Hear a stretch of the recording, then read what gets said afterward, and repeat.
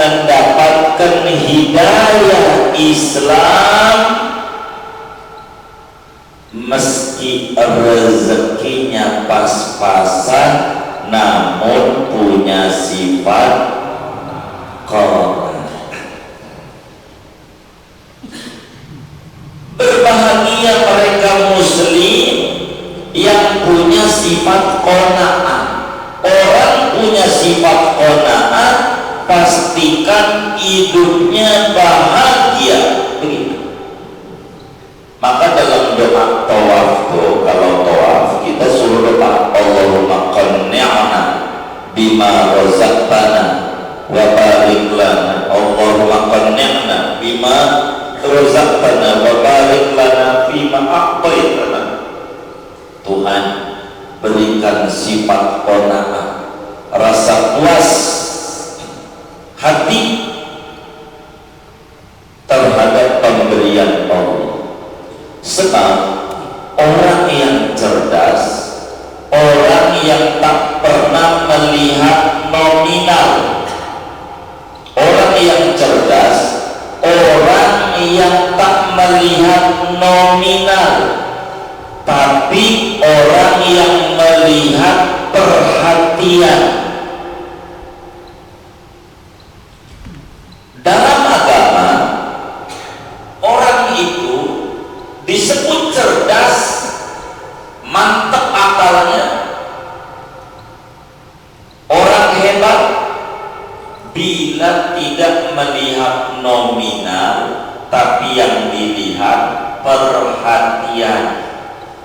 Ibarat istri dikasih berapa aja sama laki, nerima aja. Kira-kira lakinya girang gak? Seneng gak? Bangga gak? Bangga.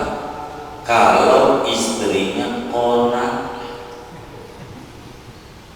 Tapi masalahnya udah dikasih masih ngomel aja. Ada nggak yang bininya kayak begitu? Nggak ada, alhamdulillah. Ada nggak? Ada. Banyak nggak?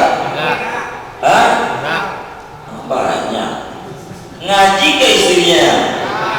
Enggak, takut yang ngaji ini. Kan ngeri juga saya. Jadi nerima. Orang yang cerdas, orang yang tak melihat nominal, yang dilihat perhatian. Berapapun dagang hari ini untungnya, saya syukuri ya Rabb. Sebab bukan masalah jut-jutnya, tapi kau masih perhatian kepadaku. Inilah orang qana'ah. Perhatian Allah itulah mahal perhatian. Jadi masalah banyak atau dikit itu nomor 2. Yang nomor satunya masih diopenin Tuhan. Harus ada di hati kita begitu. Harus ada. Tuhan masih openin. Bila kita muncul ini namanya qana'ah. Maka Nabi bilang al-qana'atu kanzul la yafna. Rasulullah sallallahu alaihi wasallam mengatakan qana'ah itu adalah ATM yang unlimited.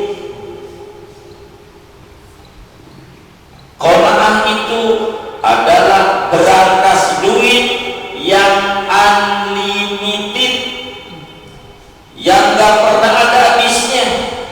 Gudang perbendaharaan rezeki yang kagak pernah habis bila orang memiliki sifat qana'ah. Contoh dulu, ada orang, contoh dulu, hidup lebih mudah dengan contoh.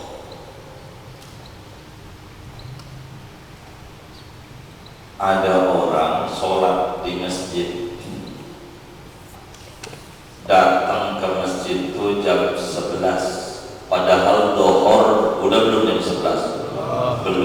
Ini kan hebat.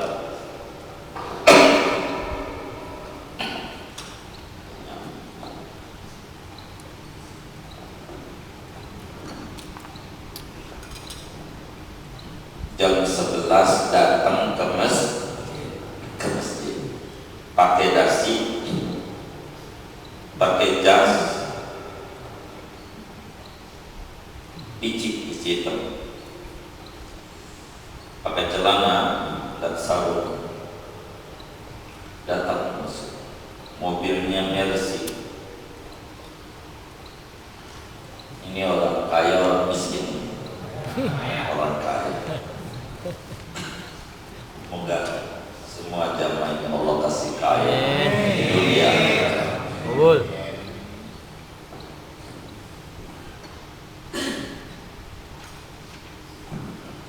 Jam 11 datang ke masjid. Zikir, sholat sunnah, wudu, sholat tahiyatul masjid, sunnah wudu macam-macam. Sholat. Ambil dohor, qobliyah dohor 4. Orang banyak buat, banyak juga yang ogah. 4 qobliyah dohor. Lalu sholat dohor, ya 4. Habis itu wiridan. Lalu sholat ba'diyah, lama dia zikir dohor. Termasuk dia baca bis dohor, perintah Nabi biar duitnya banyak. La ilaha illallahul malikul haqqul mubin. 100 baca. Sampailah jam 1.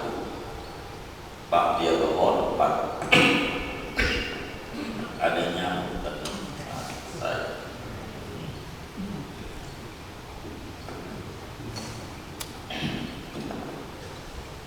Jadi jam 1 keluar dari masjid, berangkat. Dohornya jam berapa? 11. Pulang jam berapa? 1. Di Pondok Pinang ada nggak yang kayak begitu? Ada. Hah? Ini yang benar nih? Ada. Ada kali ya, kita aja nggak tahu ya. Ya. Jangan nyamain orang kayak kita ya. Ya. Alhamdulillah. Mungkin ya. Ya. Tuh begitu. Keluar jam 1. Pas keluar dari masjid ngamuk, sepatunya hilang, sepatunya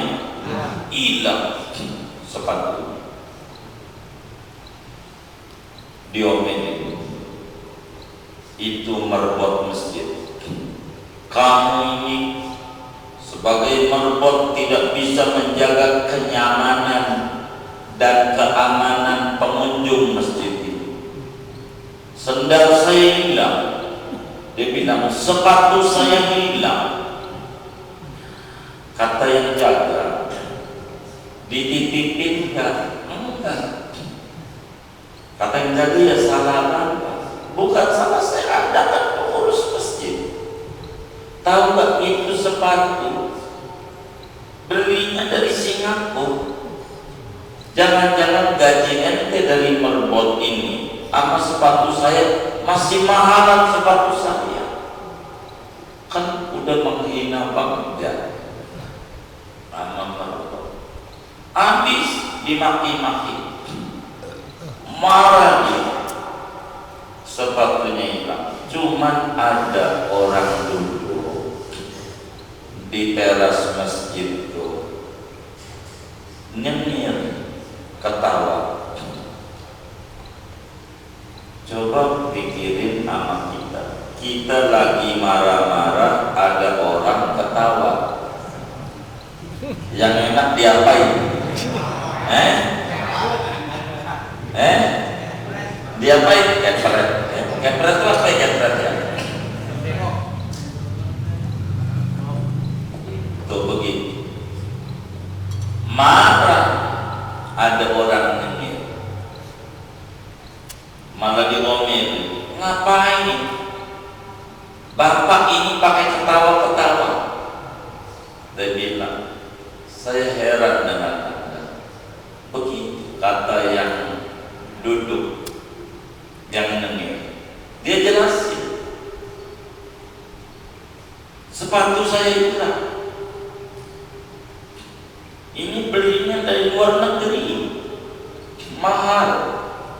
Waktu itu mesen sama Pak Haji Syukur, sepatu ya.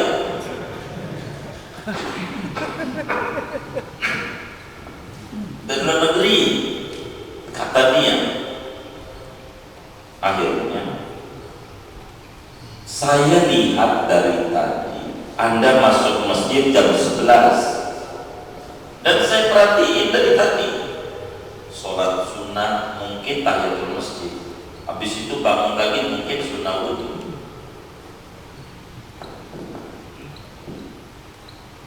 Jadi saya lihat dari tadi sampai keluar jam 1 saya udah kagum Amanda. Jarak di kampung ini sholat tohor jam 11 pulang jam 1 hampir 2 jam. Jarak begitu. Mancing paling yang lama kalau sholat cepet. Kata dia, bukan kata saya, ini kan dia yang ngomong. Kata itu orang, sepatu saya mahal 5 juta. Dibilang 5 juta, ketawa kencang, makin merah.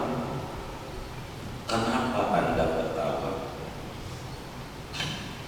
Lalu kemudian ditongolin kakinya yang dilipat. Mohon maaf saya nyontoinya susah tuh. Ditongolin. Saya kakinya harus saya buka dulu di bajunya. Saya tunjukin. Kakinya ditongolin, hilang segini. Buntung segini. Kakinya. Tuh kata dia. Nah jadinya masuk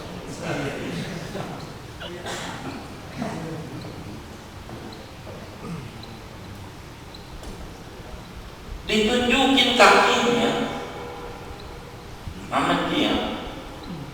Kata dia, saya dari lahir boros sepatu, kaki aja orang punya, tapi saya tidak pernah marah-marah sama Allah. Enggak. Anda kan walaupun sepatu nggak ada, kakinya masih ada.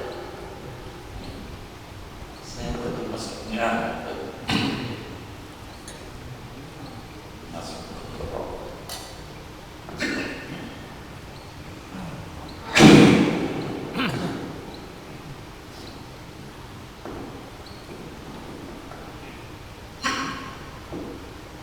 Kaki saya ini nggak ada dari lahir, tapi saya tidak marah-marah.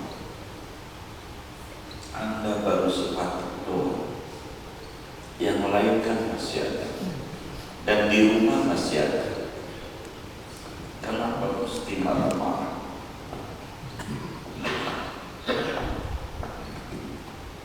Ini namanya contoh orang kona'ah.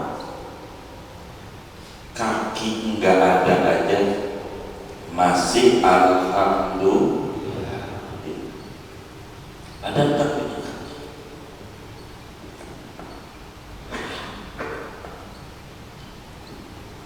Coba kita renungi, corona kayak begini 9 bulan. 9 bulan itu bukan waktu yang sebentar. Lama atau sebentar?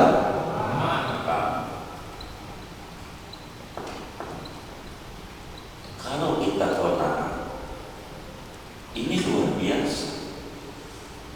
Ketemu perhatian Allah, bayaran sekolah full apa enggak? Full. Kredit Jalan. ngerti corona apa kagak? Kagak baik. Ditambah beli kuota, apa enggak dana lagi? Kan kudu ngeluar konsep. Bayar sekolah, bayar kuota, double. Cicilan tetap, mana gaji dipotong, TKD 50% dipotong. Kan begitu kata wakutnya kemarin. Begitu, potong di kantor transport dipotong lagi ya. Menara Batavia bagaimana ini? Ini siapa yang kerja di Menara Batavia? Saya di sampingnya Menara Batavia ngajar itu udah hampir 13 tahun. Hafal Anwar, lama saya ngajar di sini. Cuman masuk keluar repot saya.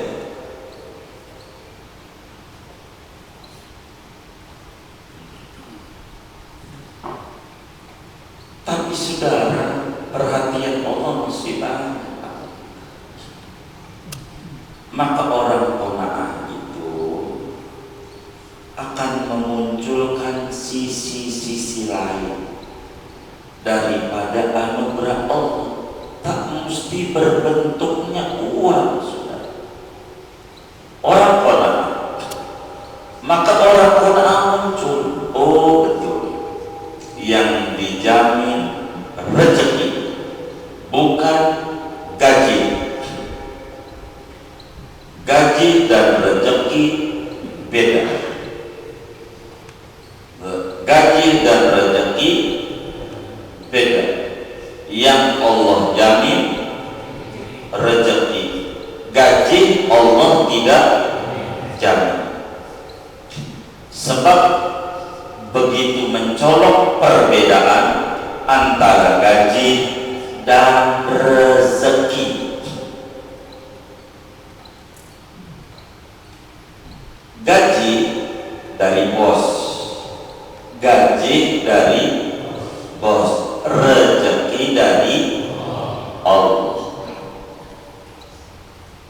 Gaji ada selipnya, ada